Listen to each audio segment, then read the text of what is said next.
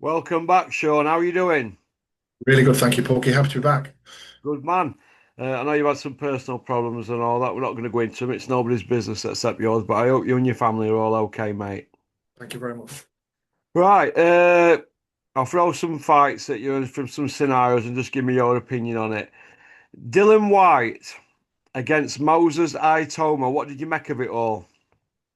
Well, Moses, there's no one taking him round yet, is there? I thought Dillian might be a test in terms of him fighting and winning against decent opponents like Parker, Chisora, and he was in shape for the first time since he fought, since he come back. So I thought there might be something there, but he crumbled and folded, didn't it? It was all a bit embarrassing, really. I think it was worse than his performance against Tyson. It was looked like in shape, in body, but not spirit. It was a shell there, and Moses just walked through him. And I know they've since said that rumors that Dillian was carrying an injury and he's not retiring, but I don't know what he's got left. And Moses plows forward. Yeah, leading up to the fight, I was looking at all the statistics. I like to save things before I place a bet.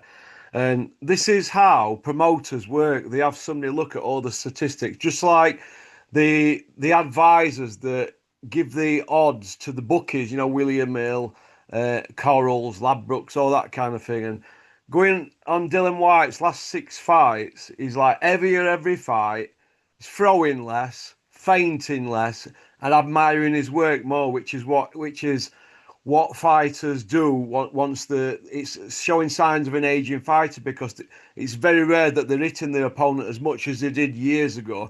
So when they do, they tend to admire the work a lot. Looking at that, that's how promoters match and place bets and out bookies give odds and stuff. And I was looking at it like that with my head on thinking he hasn't got a chance. But we had people like Super Bean and Jug Ears Oliver and all them sort of people talking about last thing you lose is your power and Dillian's capable and he's more experienced and they're trying to sell us something that's not there. Did you feel the same as me, Sean? I did, and in many ways, they're only one step up from the YouTube channels. Do you know, in terms of in-house PR, they all know it's a shell getting in, but they need people to tune in for their own jobs, don't they, as much as Yeah. anything? So it's like a big train, and they're all lying on it. Yeah, it's a bit embarrassing, and they big up what isn't there really. So I don't think we should be surprised what the outcome was. But still, he says he's fighting on. God knows who Well, against. I don't know what he's going to do now. He's going to be a gatekeeper now for people at English and British level, isn't he, really? Sad demise, really. When he did used to be. I know he's had some rest with his bands and stuff, but he's beat people like Parker. I know that was contentious Mm. and the like. And but yeah, it's going to be a sad few years if he does carry fighting on. But I assume he'll get paid, and that's what he's in it for. Yeah, well, obviously, where I grew up. I'm from DN12 area, same area as Lazy Rhino, and I'm hearing Lazy Rhino saying if it goes wrong for him next month in Sheffield, he's up for fighting White. And I'm also hearing it from that Jeffrey, who's an advisor to White. He's telling people that they take the Dave Allen fight, next month. So imagine Dylan White at ringside in Sheffield next month. It's like And a script they'll that we can see happening, can't we? A rematch. and they'll spin it as a redemption thing for Dave Allen as well, won't they? Do you know? Because he Yeah. fought him donkeys ago for about 12 When grand he when he was. wasn't ready to fight Dillian. Yeah, Yeah. yeah. But yeah, that's I can imagine that. Is that Dave's backup fight if he loses against Mac then? Because he's got a Well, two that's fight what the deal, word hasn't on he? the grapevine is at the moment. Yeah, well, like I say, it sounds cynical to say it, but it always pans out, doesn't it? So yeah, I'd not envisaged that, but it won't surprise me if he is there as well. Would anybody be throwing a punch if them two fought? Because looking at Dave, the White Rhino Allen's statistics, well, put for punches thrown, and Dylan White's, it is as going down and down and down. It could just be two blokes hugging, couldn't it, for 10 rounds or something? Yeah, and a case of waiting until Dillian's a bit knackered and then think he throws the overhand right. But yeah, yeah. Let's see what happens against Mac then, Mac Madov. Do you think the media have got a big part to play in where we are now with heavyweight boxing? Because it's like repeat, repeat, repeat, repeat. And, we're talking about probably 20 fighters, 18 fighters in the actual world. It's like a round robin, isn't it? Yeah, it's just recycling garbage. But yeah, no wonder you can see why the likes of Sky walk away from some of the deals they've got themselves tied into. But yeah, and now everything's migrating to the zone, so you haven't even got many options as well because all roads lead to there. So yeah, it's a sad state of affairs really, but still we watch. Yeah, I do know somebody who's actually in talks with Sky, and they feel that it's all a bit up in air. They've no in-house promoter now, and Sky at the moment are like, do we really care? Do you know what I mean? Yeah, Now we've got Horsecock running around saying, "Oh, I'm always going to be at Sky, this and that, blah blah blah," but they're not doing anything at the moment. So Horsecock's 20-year tenure there could be over now, can it? it could 3 times longer than his world title stint nearly. But yeah, it'd be interesting because some of the boxer fighters understand have contracts that they can leave to fight on Sky, can't they? And I think Fraser said he's not going to breach his, but depends who steps in that they'll either get some fighters or none. So yeah, it's been a long time, but like I say, there's nothing to say Sky don't walk away from boxing because it's a big old entity, isn't it? They've got plenty of other sports. Yeah. Uh, getting back to its big freeze, he's in his 35th year now. Do you think he's got miles on clock already? Oh, massively. It's like I used to call it, I've started calling it conlonitis. Do you know when they stay amateur for too long? Yeah. Obviously, he recycled 3 Olympic cycles to finally get on, didn't he? Where Yeah. he outweighted Joshua Joyce and then had his go. And he got a really easy route to get a bronze medal Mm. and then lost to no disrespect, but a white collar fighter who can bang. So, yeah, I don't think his ceiling's above international level, and I dare say what the damage was. I know he's come back from that, getting his face literally rearranged by Wardley as well. Mm. So yeah, What do you see happening with Wardley, Sean? don't Because I know. know I we like know Wardley, don't we? we do, and I like him, and I like his honesty, and I just there's no point training him to be a slick boxer. He's got strengths and attributes, and how far they'll take him, I don't know. Will he beat Parker? I always think Parker's got a lot of mileage on him because he turned pro and was a world champ about 7 years ago. But he Mm. seems to be getting better. He's heavier, but not pudgy. So I don't know. With like I say, I had my head in my hands because I thought he was losing to Hooney and was getting a boxing lesson. But then he pulled that shot out that he'd apparently rehearsed ad infinitum with Ben Davis. So who knows? He's always got a puncher's chance, hasn't he? And I do like him because he's brave. And when he's one of them boxers, when he gets hit, he seems to like it and it wakes him up. And I do enjoy watching that. Yeah, well, the Hooney fight, where it reminded me of, well, it were like the boxer against the puncher, technically, wasn't it? You know, one of them, the Matador and the Bull and the Matador Yeah, kind of thing, or Matador and Bull. And you always had that feeling, a bit like watching Wilder Ortiz. We're getting his ears yeah. boxed off twice, but you always had that feeling that he only had to land once. Yeah, yeah, I completely agree. I did like Hooney. He was very gracious in defeat as well. He didn't whinge about it being stopped early. It was really nice, and I think we adopt people like that in Britain as fighters. You know, when they come over and they're always popular results. So I know he lost and stuff, and he's not going to be a world champion, but I don't mind watching him. He's a big lump, and he's in that decent. Oops, is it, mate? Yep, still Yeah. here. What did you say? Big lump and what? He's a big lump, but he's great. He was gracious in defeat, and he's a nice guy. And I think we tend to adopt people like him and Parker a little Yeah. bit as a result of it. They're likable. There's nothing wrong with that.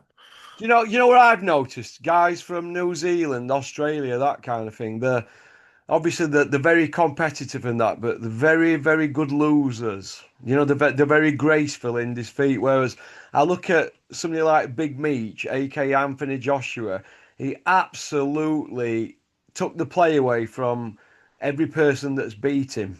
Do you know what I mean? Yep, throwing belts out there and crying because he's bigger than him. Therefore, he should have won.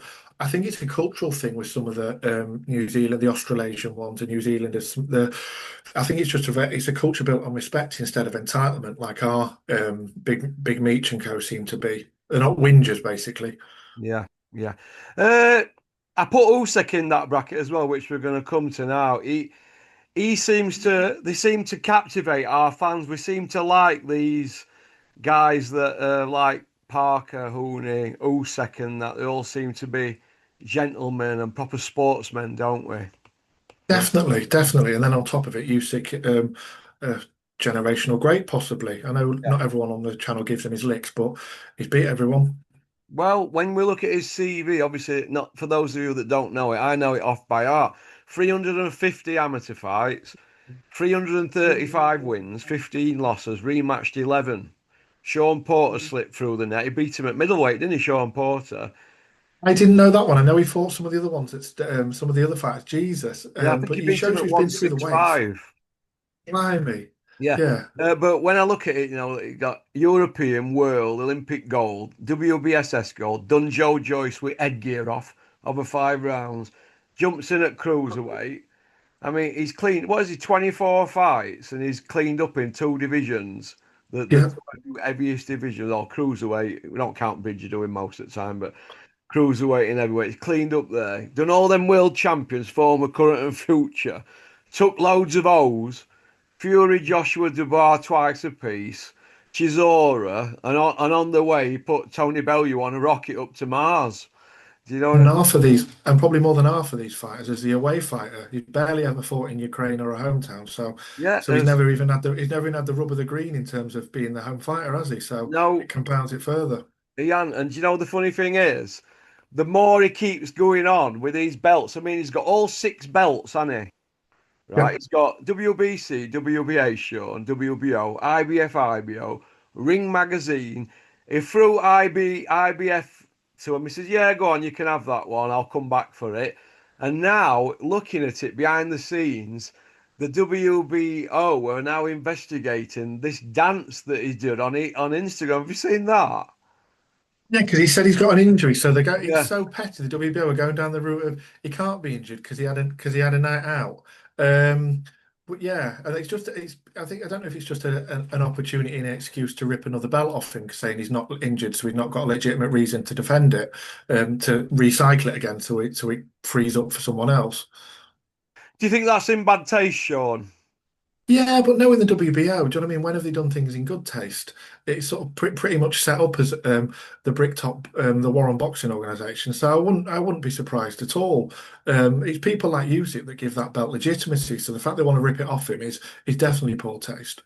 Well, for years, the IBF were, I'm not saying they were in the pocket of Kathy Duver and obviously uncle or a father, is it Lou and So Dan Duver? Yeah, but the IBF were, because they're New Jersey and they're out that way, were have a very close relationship working with them. And I know that because they were forever on phone to Big Ron when I were working for him up at Sheffield, and he always just said, "Oh, Lindsay took at IBF, oh, he were welling with him, and he went to Dennis's wedding." And I always used to think, "Oh, them Doovers are welling with IBF." And then when I saw Tyson Fury, they took his belt off him, didn't they? The IBF within 48 hour on it. yeah, yeah, it was. I think it was a couple of And then days. all of But a yeah, sudden you've got the belt being fought for, haven't you, by their fighters, and I feel that they're going to try and get a Toma and Parker or Parker and somebody for that belt because Bricktop has to get one of his little trotters on a piece of the silverware because they keep telling us boxing's booming, Sean, but all six belts at heavyweight are we Usyk, but boxing's booming. And as regards our only male world champion, it's Nick Ball. And weren't they supposed to be putting him in with Warrington 3 months ago? We're still waiting for that.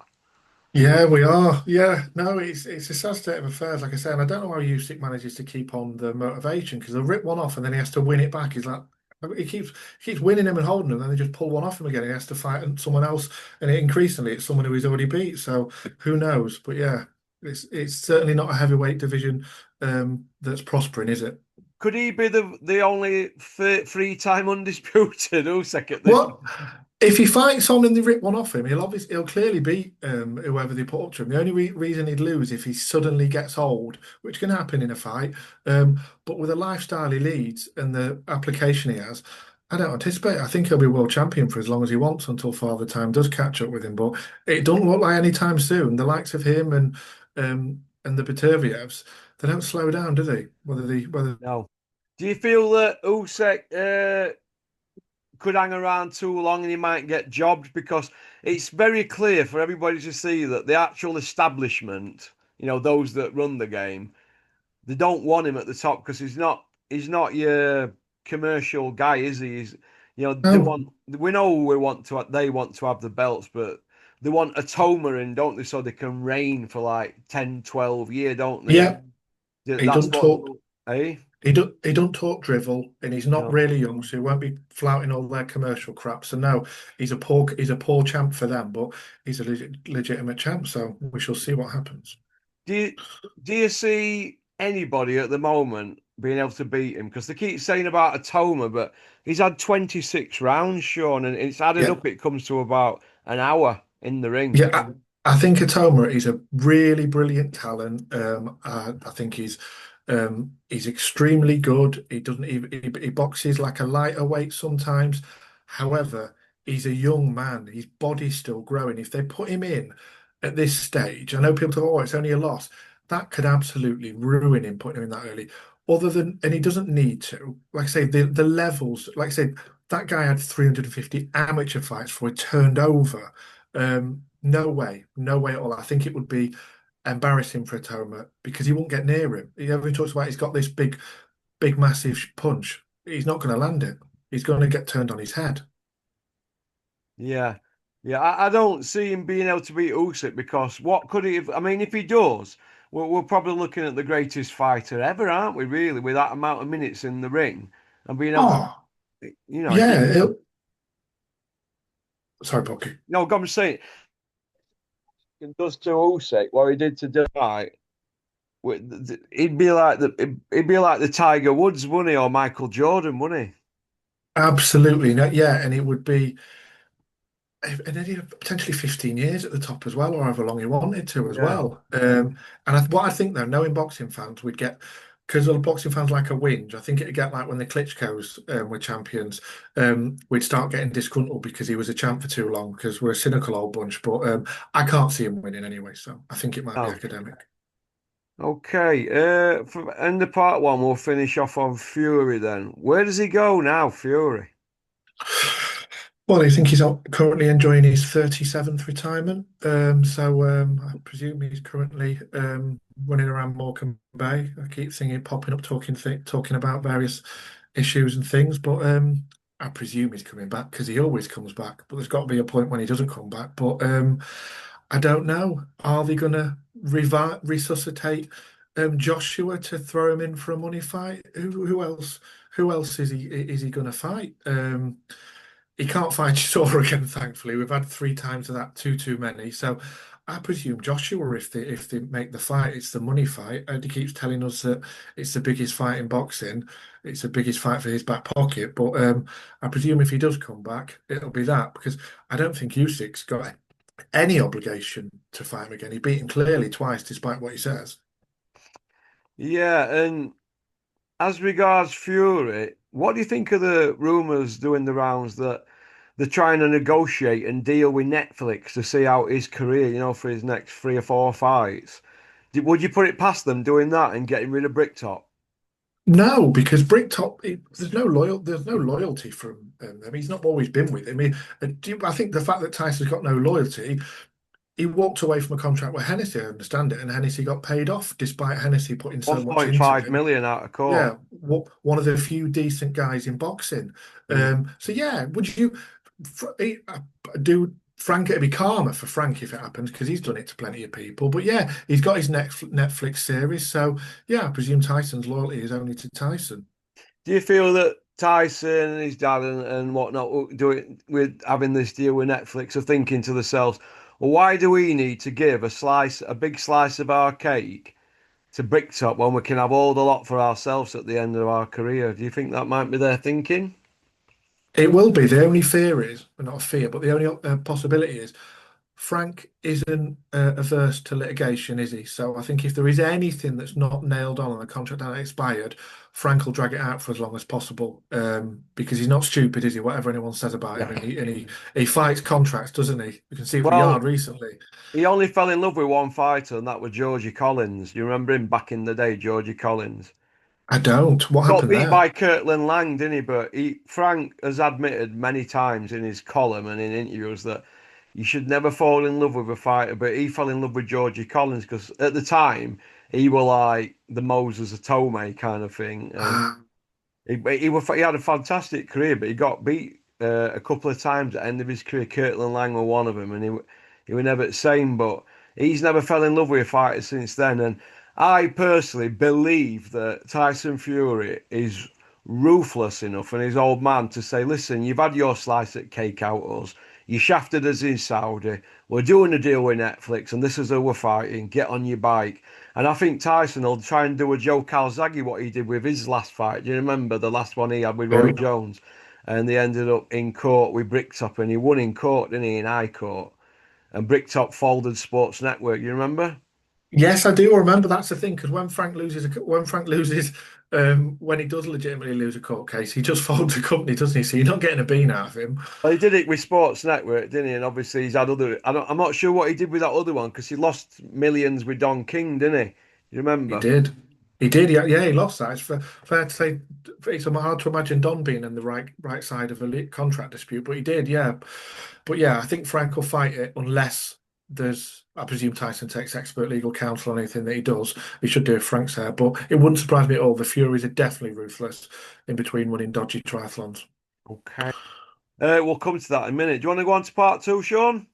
Looking forward to it. See you in a minute. Thanks for liking and subscribing and leaving a comment. Don't forget to click on the link pinned to the comment section for our sponsors, Human Nutrients. Go and have a look, and who knows, you might want to treat yourself. We've got the CEO on tonight at 8 p.m. Mark, okie dokie, one piece out.